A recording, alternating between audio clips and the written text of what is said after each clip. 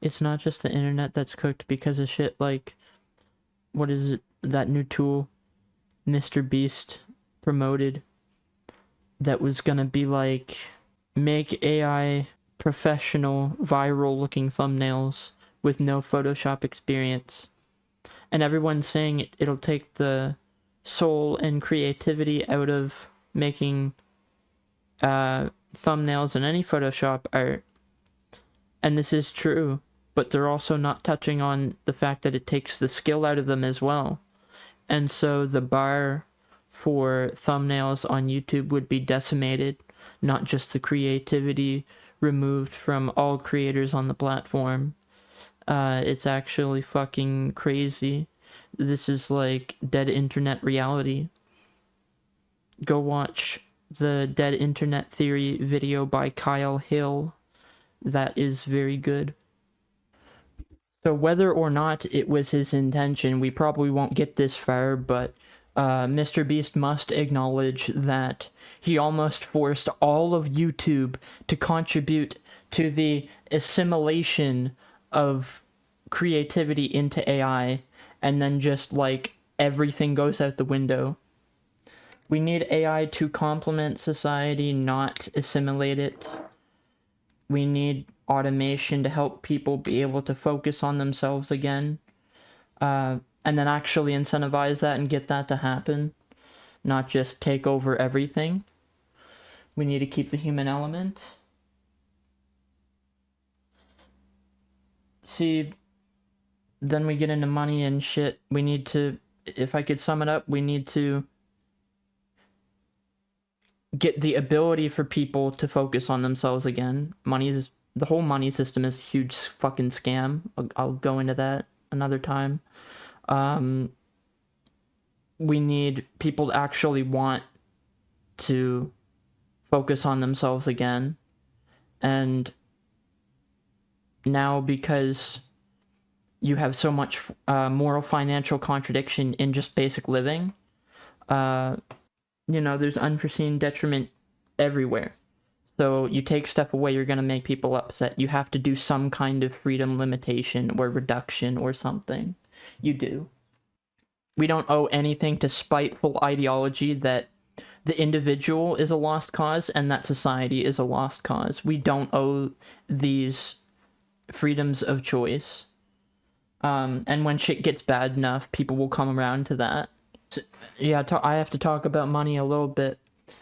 We're taught in society this improper prioritization of values, to put money above yourself, to self-neglect for future-proofing your survival, which seems reasonable, right? But it gets to a point where the return on investment is just not there if you want to live a higher value life.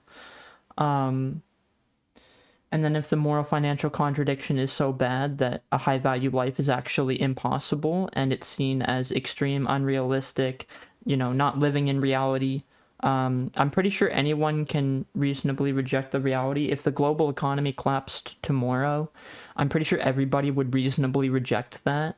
And I hold myself to a standard and high values. I actually care about myself. They don't want you to care about yourself.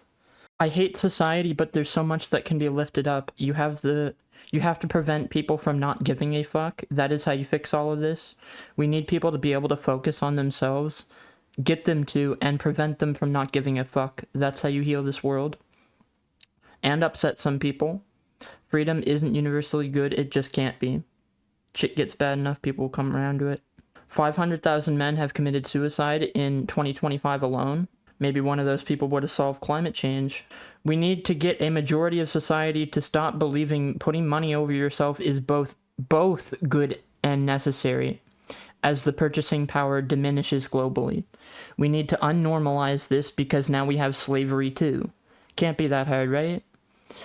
We need people to just see that not only have they sacrificed every duty to themselves, but the one duty they abandoned themselves for isn't good enough now either.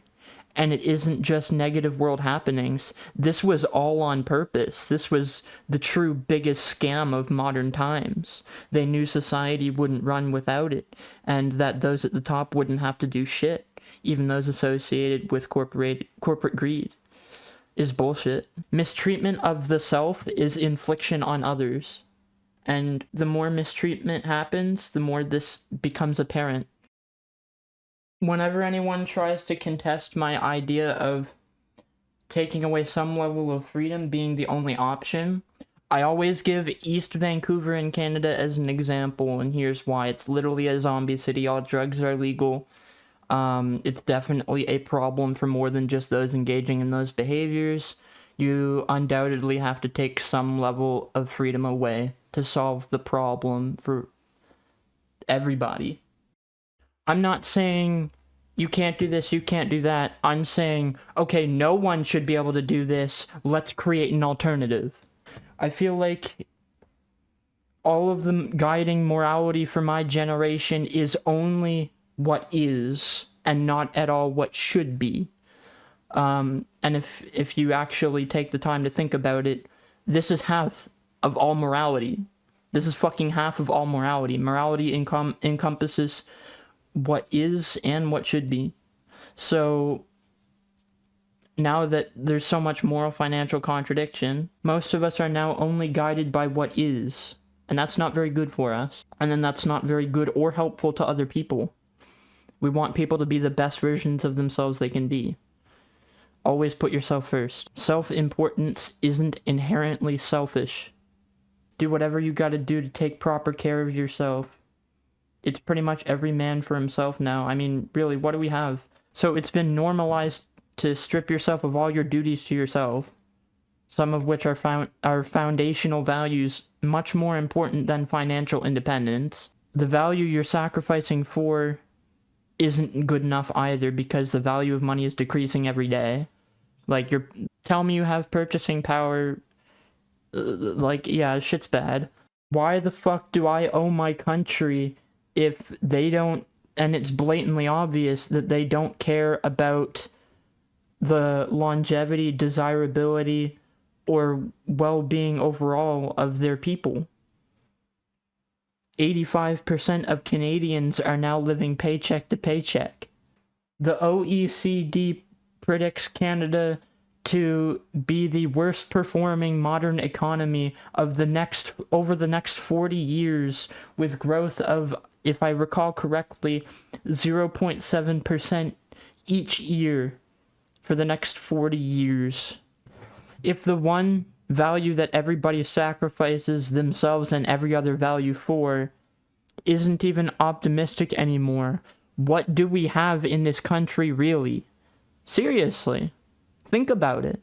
I have been aware for a long time that they want you to neglect yourself, believe an improper set of values, be a cog in the failing machine, have moral financial contradictions, comical retirement plans. I'm here to say my generation has had enough of being normalized to neglect ourselves by the pathologizing masked as guidance.